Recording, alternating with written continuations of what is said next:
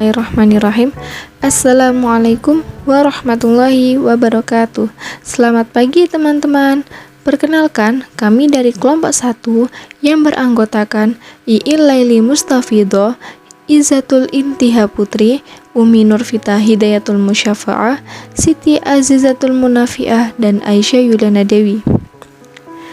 Kami akan menjelaskan materi tentang landasan kurikulum 2013. Sebelum memasuki materi, saya akan menjelaskan sedikit tentang kurikulum. Kurikulum diartikan sebagai seperangkat rencana dan pengaturan mengenai tujuan, isi, dan bahan pengajaran, serta cara yang digunakan sebagai pedoman penyelenggaraan kegiatan pembelajaran untuk mencapai tujuan pendidikan tertentu. Kurikulum ini diharapkan dapat menghasilkan produktif, kreatif, inovatif, dan afektif sumber daya manusia melalui kompetensi penguatan dalam domain sikap, spiritual dan sosial, pengetahuan, dan keterampilan. Nah, itulah yang dimaksud dengan kurikulum. Langsung saja kita lanjut ke materi yang pertama.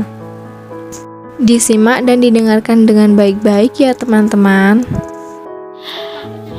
Landasan filosofis. Landasan filosofis yaitu asumsi-asumsi tentang hakikat, realitas, hakikat manusia, hakikat pengetahuan, dan hakikat nilai yang menjadi titik tolak dalam pengembangan kurikulum.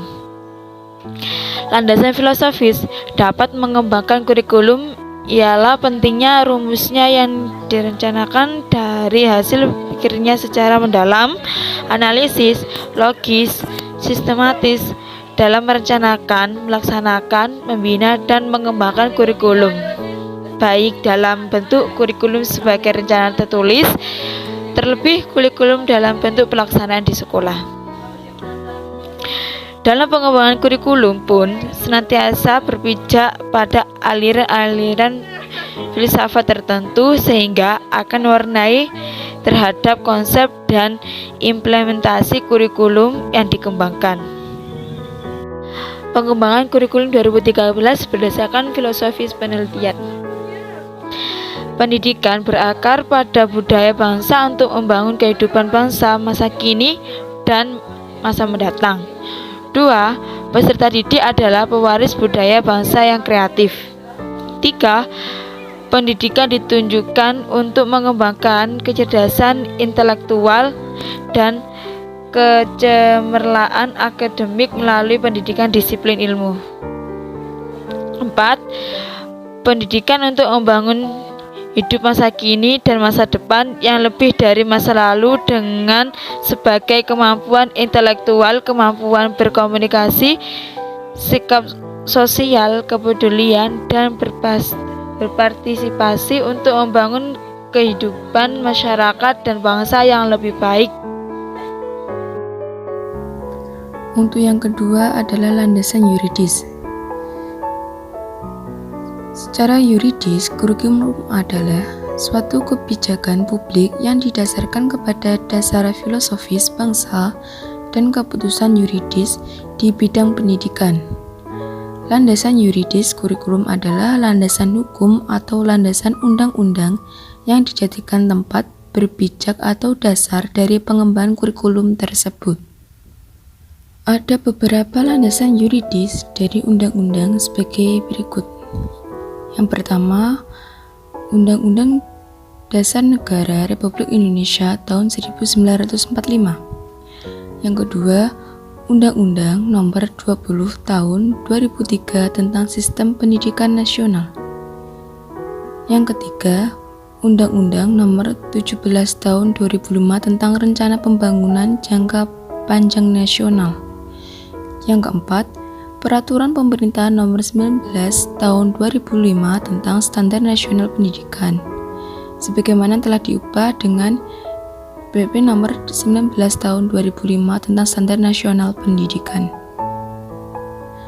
Landasan yuridis pengembangan kurikulum sesuai dengan Peraturan Pemerintah Republik Indonesia Nomor 32 Tahun 2013 tentang Standar Nasional Pendidikan dibagi sebagai berikut.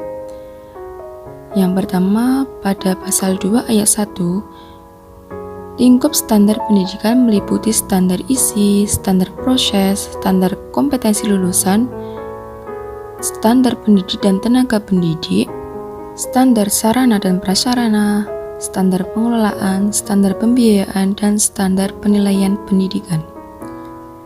Untuk yang kedua, pada pasal 2 ayat 1A, Standar Nasional Pendidikan digunakan sebagai acuan pembangunan kurikulum untuk mewujudkan tujuan pendidikan nasional. Untuk yang ketiga, pasal 2 ayat 2 untuk penjaminan dan pengendalian mutu pendidikan sesuai dengan Standar Nasional Pendidikan. Yang keempat, pasal 2 ayat 3, Standar Nasional Pendidikan disempurnakan secara terencana, terarah, dan berkelanjutan sesuai dengan tuntutan perubahan kehidupan lokal. Pada bagian yang kelima ada pasal 2A, standar kompetensi lulusan digunakan sebagai acuan utama pengembangan standar isi, standar proses, standar penilaian pendidikan, dan standar pendidik dan kependidikan. Yang keenam ada pasal 4, yakni penilaian hasil belajar dilakukan oleh pendidik untuk memantau proses kemajuan belajar dan perbaikan hasil belajar peserta didik. Yang ketujuh atau yang terakhir, pasal 67, yaitu pemerintah menugaskan BSNP untuk menyelenggarakan ujian nasional yang diikuti peserta didik pada setiap satuan pendidikan jalur formal, pendidikan dasar dan menengah. Yang selanjutnya yaitu landasan sosiologis. Sosiologis merupakan ilmu yang mempelajari hubungan antara manusia dalam kelompok-kelompok dan struktur sosialnya. Landasan sosiologi pendidikan adalah seperangkat asumsi yang dijadikan titik tolak dalam rangka praktek dan studi pendidikan yang bersumber sosiologi. Sosiologi pendidikan meliputi interaksi guru-guru dengan siswa, dinamika kelompok kelas atau sekolah, struktur dan fungsi pendidikan, serta sistem-sistem masyarakat dan pengaruhnya terhadap pendidikan. Landasan sosiologis pendidikan adalah acuan atau asumsi dalam penerapan pendidikan yang bertolak pada interaksi antar individu sebagai makhluk sosial dalam kehidupan masyarakat. Kegiatan pendidikan merupakan suatu proses interaksi antara dua individu, yaitu pendidik dan peserta didik, bahkan dua generasi yang memungkinkan generasi muda mengembangkan diri. Pentingnya landasan sosiologis dalam pengembangan. Kenapa landasan sosiologis itu penting? Karena faktor kebudayaan merupakan bagian yang penting dalam pengembangan kurikulum. Dengan pertimbangan 1. Individu lahir tidak berbudaya, baik dalam hal kebiasaan, cita-cita, sikap, pengetahuan, keterampilan, dan sebagainya. Nomor 2. Kurikulum pada dasarnya harus mengakomodasi aspek-aspek sosial dan budaya. Aspek sosiologis adalah yang berkenaan dengan kondisi sosial masyarakat yang sangat beragam, seperti masyarakat industri, pertanian, nelayan, dan sebagainya. Yang ketiga yaitu seluruh nilai yang disepakati oleh masyarakat yang kemudian disebut kebudayaan merupakan konsep yang memiliki kompleksitas tinggi. Selain ketiga faktor di atas, pentingnya landasan sosiologis dalam pengembangan kurikulum ialah 1. Pendidikan mengandung dan memberikan pertimbangan nilai. Hal ini dikarenakan pendidikan diarahkan pada pengembangan pribadi anak agar sesuai dengan nilai-nilai yang ada diharapkan masyarakat. Nomor 2, pendidikan diarahkan pada kehidupan dalam masyarakat. Pendidikan bukan hanya untuk pendidikan, tetapi menyiapkan anak untuk kehidupan dalam masyarakat. Dan yang terakhir, pelaksanaan pendidikan dipengaruhi dan didukung oleh lingkungan masyarakat tempat pendidikan itu berlangsung, seperti dukungan penyediaan fasilitas, personalia, sistem sosial budaya, politik, keamanan, dan lain-lain. Kelompok 1 akan menjelaskan slide berikutnya yang berjudul landasan psikologis.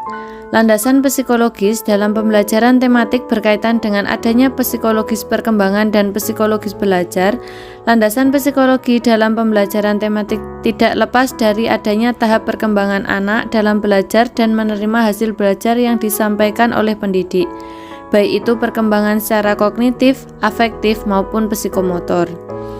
Yang berikutnya, pembelajaran tematik dari sisi psikologi belajar.